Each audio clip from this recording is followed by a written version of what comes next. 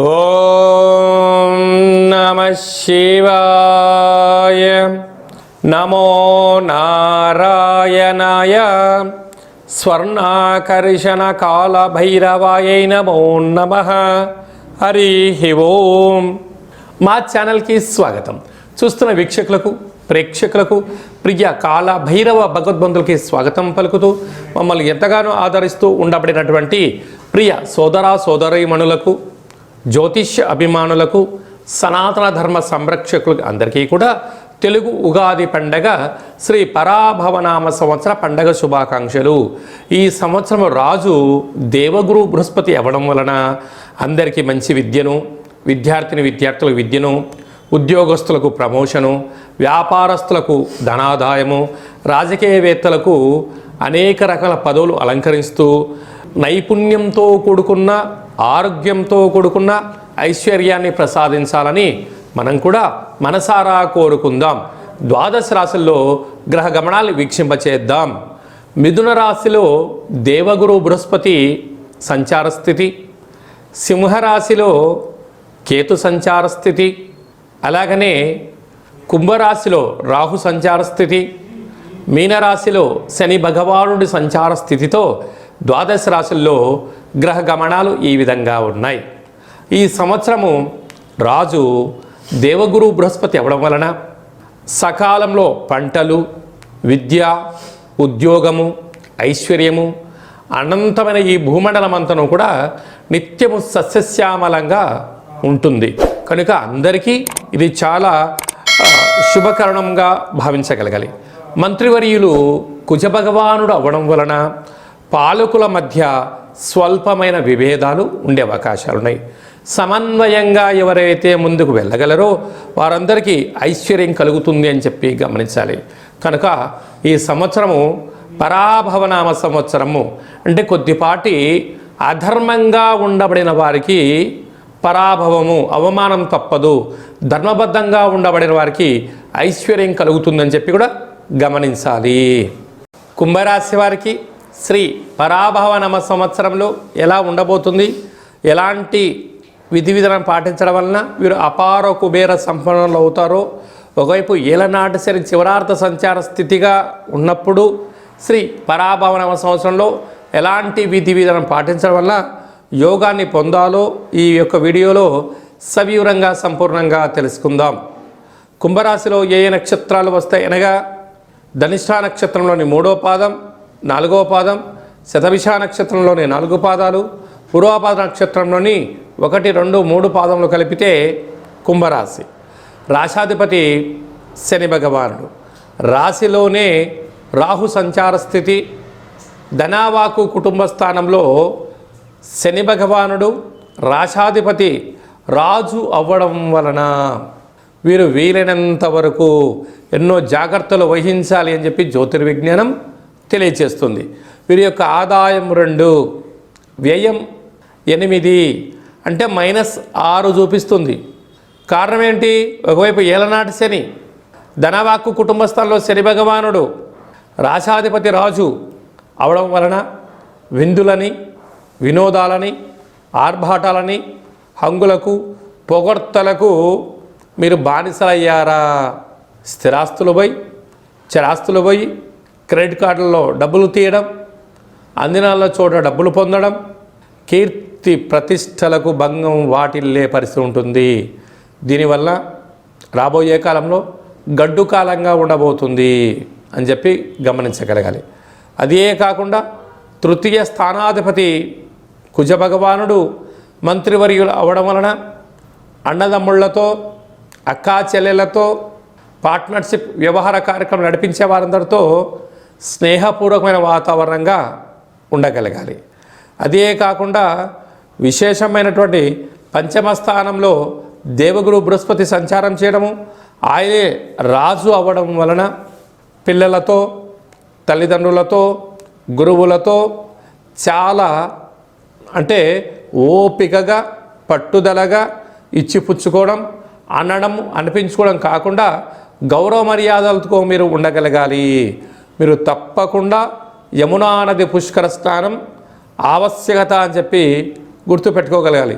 పిల్లల యొక్క చదువులు, అభివృద్ధి, ఉన్నతమైన జీవితానికి స్వాగతం పలకాలి. స్థిరచరాస్తులలో ఐశ్వర్య జీవితం పొందాలి అన్నట్లయితే కొన్ని కఠోర నియమాలు, దీక్ష, సంకల్పం వలన వీటిని అధిగమించే పరిస్థితి చాలా అధికంగా ఉంటుందని చెప్పి గమనించగలగాలి.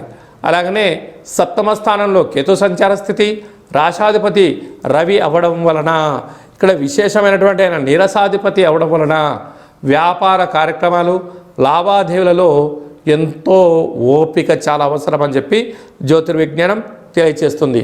వీరు 28/8వ తారీఖు 2026 శ్రావణ మాస పూర్ణిమ రోజున మరియు 28/9/2026 భాద్రపద మాస పూర్ణిమ సందర్భంగా ఈ 2 రోజులు గుర్తుపెట్టుకొని దూర వాయు జల ప్రయాణాలు పెట్టుకోవద్దు. వీలైనంత వరకు స్వీయ నియంత్రణ, అప్పులు ఇవ్వడం, అప్పులు పుచ్చుకోవడం, కోపతాపాలకు దూరంగా ఉండడం, తన కోపమే తన శత్రువు అన్నట్టుగా ఆ రోజు లేనిపోని సమస్యలు పీకల మీదకి వస్తూ ఉంటాయి. ప్రభుత్వ అధికారులతో, సంపూర్ణమైన ధనవంతులతో, అదృష్టవంతులతో గొడవ పెట్టుకోవద్దని చెప్పి జ్యోతిర్విజ్ఞానం తెలియచేస్తుంది. కనుక ఈ కుంభరాశి జాతకులు తప్పక ఈ సంవత్సరము కుబేర స్వామివారి యొక్క స్మరణ, వీలైతే అనంత పద్మనాభ స్వామివారి యొక్క దేవాలయ దర్శనం, అలాగనే శ్రీకృష్ణ పరమాత్ముని యొక్క గురువాయూరు యొక్క దర్శనం, అక్కడ కృష్ణ పరమాత్మునికి వెన్నను నైవేద్యంగా పెట్టడం, వెంకటేశ్వర స్వామి వారికి తులసిమాలను సమర్పించడం, నిత్యము లేక ప్రతి శనివారం పూట విష్ణు సహస్రనామ పారాయణాన్ని వినడం, శనివారం పూట భూశయనం అంటే చాప మీద పడుకోవడం, మత్తు మాంసాలకు దూరంగా ఉండగలిగినట్లయితే కుంభరాశి జాతకులు ఒకవైపు ఎలనాటి శని యొక్క ప్రభావం, గ్రహ సంచార స్థితిలో దోషాలు తొలగించుకొని ఉన్నతమైనటువంటి నీటి వ్యాపారస్తులు, నూనెల వ్యాపారస్తులు, ఐరన్ వ్యాపారస్తులు, కారు డ్రైవర్లు, సేవా రంగంలో ఉండబడిన వారందరికీ కూడా ఆటంకాలన్నీ కూడా తొలగిపోయి ఐశ్వర్యకారకమైనటువంటి జీవితాన్ని పొందబోతారు. కనుక ఇలాంటి కాల సమయంలో వీలైనంత వరకు సత్ప్రవర్తన, ఆధ్యాత్మిక చింతన, తల్లిదండ్రులతో, గురువులతో ఆధ్యాత్మిక చింతన ఉండడం వలన మీకు మంచి యోగదాయకమైన జీవితాన్ని పొందబోతారు అని చెప్పి గమనించాలి.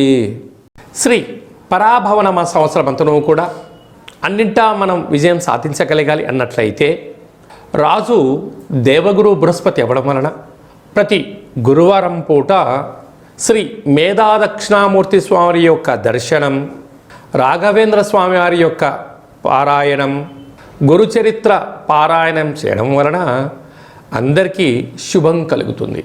ఈ సంవత్సరము మనకు యమునా నది పుష్కరాలు కనుక పుష్కర స్నానం చేయడం వలన సంపూర్ణమైనటువంటి సకల దోషాలు తొలగి ఐశ్వర్యం కూడా కలుగుతుంది.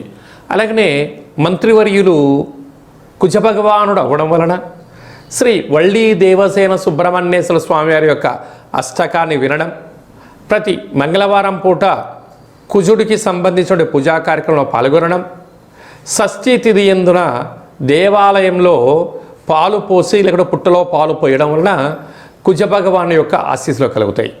అలాగనే ఈ సంవత్సరం పేరే పరాభవనామ సంవత్సరం. అధర్మంగా, అన్యాయంగా ఉండబడిన వారికి కొద్దిపాటి ఇబ్బందులు ఉంటాయి. కనుక ఎవరూ కూడా పుట్టగానే ఎవరు తప్పులు చేయాలనుకోరు. కాలక్రమేణా కొన్ని జరుగుతూ ఉంటాయి. కనుక వీటిని అధిగమించగలగాలి అన్నట్లయితే కాలాన్ని శాసింపజేసే శక్తి కాలభైరవుడికి ఉంటుంది. కనుక ఒక్కొక్క నెలలో ఒక్కొక్క రకమైన కాలభైరవుడు ఉంటాడు.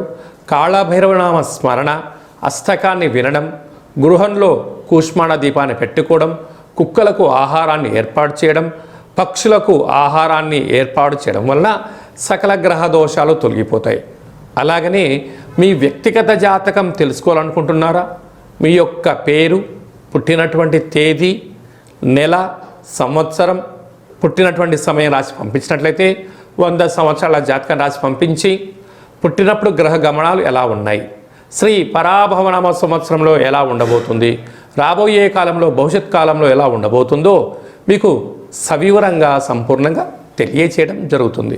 చాలామందికి డేటా బర్త్లు లేనటువంటి వారికి మీ పేరు యొక్క మొదటి అక్షరాన్ని అనుసరిస్తూ ఆదాయ వ్యయాలను కూడా వివరిస్తూ రాజపూజ్య అవమానాలను తెలియచేస్తూ సంపూర్ణమైన కాళభైరవ ఉపాసన చేత గవ్వల ద్వారా రమణ శాస్త్రం ద్వారా భూత భవిష్యత్ వర్తమానాన్ని తెలియజేయడం జరుగుతుంది.